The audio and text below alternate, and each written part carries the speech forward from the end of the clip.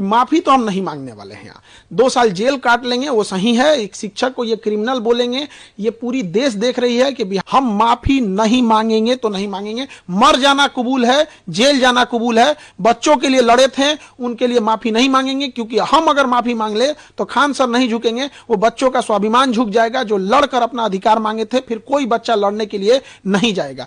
रही बात बच्चों के री एग्जाम की, अगर आयोग बच्चों के हित को ध्यान रखते हुए री एग्जाम कंडक्ट करा देता है, दोबारा बोलते हैं री एग्जाम बीपीएससी कंडक्ट करा लेता है, तो उसके लिए बीपीएससी जो कहेगा वो हम कर लेंगे। बच्चों के हित में ध्यान रखते के लिए जो सजा है वो हम कबूल कर लेंगे, चाहे आयोग कुछ भी कहे, लेकिन ऐसे तो माफी नहीं मांगेंगे। बीपीएससी ने कई सारे ऐसे बयान जारी किए, ऐसे नोटिफिकेशन जारी किए जिससे भ्रम की स्थिति पैदा हो गई, और अध्यक्ष महोदय ने स्पष्ट कई मीडिया में और अखबारों में कहा था कि वो जरूरत लगेगी तो नॉर्मलाइजेशन करेंगे, और कभी लगता था करेंगे नहीं करेंगे, इसी को लेकर प्रोटेस्ट हुआ था।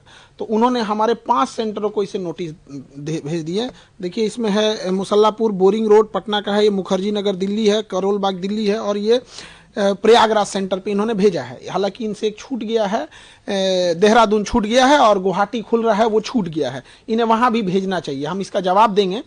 और इसमें कहा गया है कि हमने बच्चों को भड़का दिया यहाँ पे, जो कि सरासर गलत है। आप ये समझ सकते हैं कि आयोग कितना अयोग्य हो चुका है। हम बच्चे को कैसे भड़का सकते हैं जो बच्चा खुद बीपीएससी का एग्जाम देने जा रहा है, एसडीएम डीएसपी बनने वाला है। यहाँ पर इनके गलत एक्शन की वजह से वो अपना विरोध संवैधानिक अधिकार के लिए मांग करने वहां गए थे, और एक शिक्षक की नैतिक जिम्मेदारी होने के नाते बच्चों के साथ जब भी अहित होगा तो उनके लड़ने के लिए उनके गार्जियन तो आएंगे नहीं, बच्चे गांव से आए हैं, वो मिडिल क्लास के बच्चे हैं, उनके पास इतना संसाधन भी नहीं है। तो हम उनको एक सही ढंग से एक जो तरीका है गर्दनी बाग जो बिहार सरकार ने धरना स्थल के लिए दिया है, वहां जाके हम प्रोटेस्ट कर रहे थे। उसके लिए इन्होंने एक नोटिस भेज दिया, और इस नोटिस में उन्होंने कहा है कि हमारे ऊपर क्रिमिनल ऑफेंस, क्रिमिनल केस करेंगे ये अगर हम ये नहीं करते हैं तो। अब बताइए शिक्षक के ऊपर अगर ये क्रिमिनल एंड सिविल एलिगेशन लगाएंगे यहाँ पे, अगर हमने इनसे जवाब नहीं दिया और नोटिस का हमने इनको माफी नहीं मांगे 15 दिन के अंदर, तो पहले तो हम आयोग को बता दें कि माफी तो हम नहीं मांगने वाले हैं।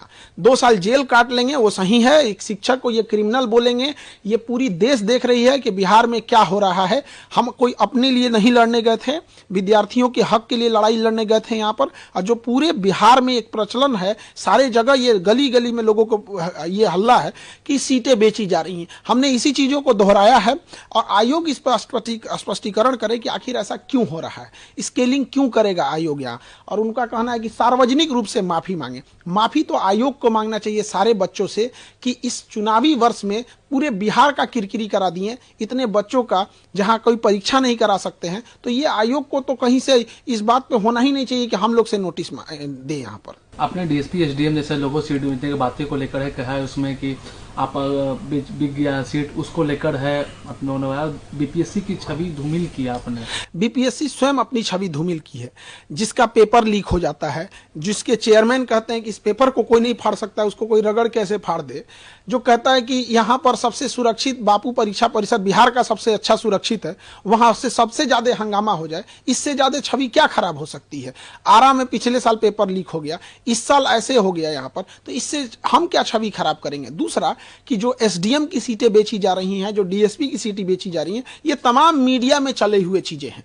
तो एक जिम्मेदार नागरिक होने के नाते और एक विद्यार्थियों का शिक्षक होने के नाते ये मेरा कर्तव्य बनता है कि हम इसको और बड़े मुद्दे पर उठाएं ताकि इस पर जांच हो सके। यदि ऐसा नहीं है तो नार्को टेस्ट कराया जाए। हम यही कहते हैं कि देश में हम भी इतने दिन से पढ़ा रहे हैं, ये जांच और उसकी रिपोर्ट कब जांच होती है, कब रिपोर्ट दब जाती है, किसी को नहीं पता चलता है। पूरी मीडिया के सामने नार्को टेस्ट कराया जाए, उसकी दवा भी हम दे देंगे, सोडियम पेंटोथेल, वो नार्को टेस्ट किया जाए, हमारा भी कराया जाए मीडिया के सामने। अध्यक्ष महोदय हो जाए, सचिव महोदय हो जाए, कौन गलत है कौन सही है ऑटोमेटिक पता चल जाएगा। हम माफी नहीं मांगेंगे तो नहीं मांगेंगे। मर जाना कबूल है, जेल जाना कबूल है, बच्चों के लिए लड़े थे उनके लिए माफी नहीं मांगेंगे, क्योंकि हम अगर माफी मांग ले तो खान सर नहीं झुकेंगे, वो बच्चों का स्वाभिमान झुक जाएगा जो लड़कर अपना अधिकार मांगे थे, फिर कोई बच्चा लड़ने के लिए नहीं जाएगा। रही बात बच्चों के री एग्जाम की, अगर आयोग बच्चों के हित को ध्यान रखते हुए री एग्जाम कंडक्ट करा देता है, दोबारा बोलते हैं री एग्जाम बीपीएससी कंडक्ट करा लेता है, तो उसके लिए बीपीएससी जो कहेगा वो हम कर लेंगे। बच्चों के हित में ध्यान रखते के लिए जो सजा है वो हम कबूल कर लेंगे, चाहे आयोग कुछ भी कहे, लेकिन ऐसे तो माफी नहीं मांगेंगे। आगे अब खान सर क्या करेंगे आप? इस नोटिस का जवाब देंगे और एक बीपीएससी को भी नोटिस भेजेंगे कि आपने पूरे विद्यार्थियों को 5 लाख स्टूडेंट को मेंटल ट्रोमा में रखें। वहां पे कभी इनको लगता है, कभी इनका मन करेगा ऑप्शनल हटा देंगे, कभी 5 ऑप्शन डाल देंगे, कभी 4 ऑप्शन डाल देंगे, कभी एक ट्वीट खेल देंगे, कुछ से कुछ बोलने लगेंगे। इनका अध्यक्ष साहब का कहना था मैं एग्जाम के लास्ट मोमेंट में डिसीजन ले सकता हूं कि नॉर्मलाइजेशन होगा कि नहीं होगा। तो बाहर में आके हम लोग क्या बोले? हम शिक्षकों को इन्होंने ये समझाने की नहीं कोशिश की थी, बल्कि ये थोपने की कोशिश की थी कि हम नॉर्मलाइजेशन करने जा रहे हैं, आप बच्चों को समझाइए। तो हम क्यों इनके डिसीजन को भागी बनेंगे? हमने इनसे यही कहा था कि आप बच्चों से बात करके बैठ लीजिए। तो इन्होंने कहा कि ठीक है, आप बच्चों को समझा दीजिए कि 15 नवंबर को हम एक बच्चों की मीटिंग बुलाएंगे। हम लोग की तो वैल्यू हम लोग तो बोल दिए कि आयोग बोले हैं कि 15 नवंबर को मीटिंग बुलाएंगे। क्या इससे आयोग की मंशा पर, उसकी छवि धूमिल नहीं होती है? तो ये सब चीजों में आयोग को सोचना चाहिए।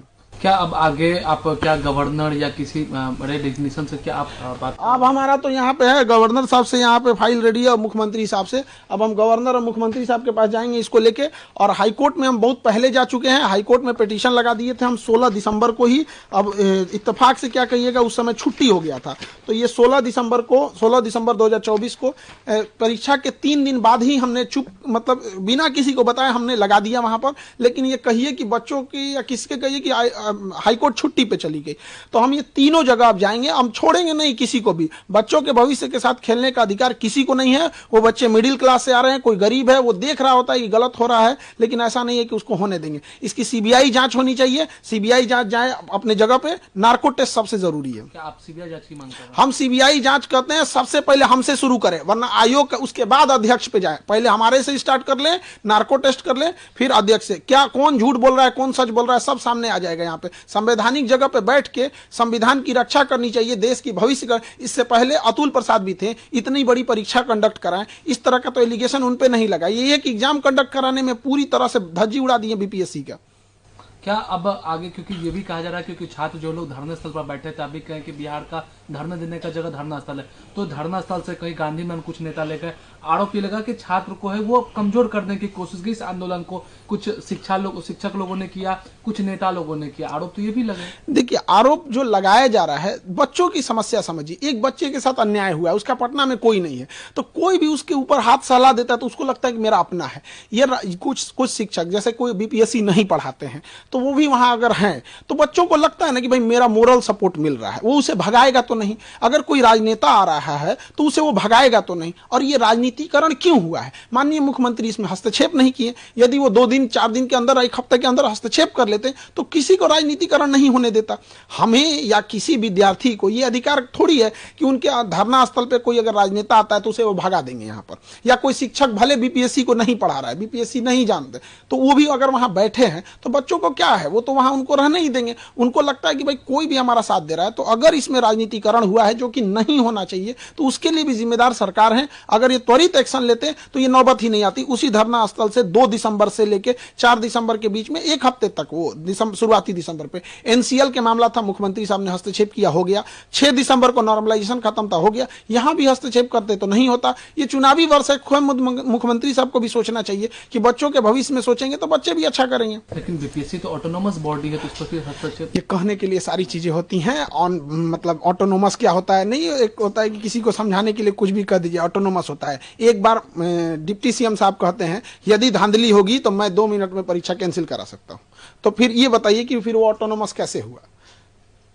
अब कई बयान आता है कि जिसमें वो कहा जाता है कि जांच हो रही है, जांच होगी, अगर गड़बड़ पाया जाएगा तो दोबारा परीक्षा होगी। ये बात तो अगर बीपीएससी ऑटोनोमस है तो बताइए कि ये बात उन्हें बोलना चाहिए, फिर मिनिस्टर लोग कैसे बोल रहे हैं?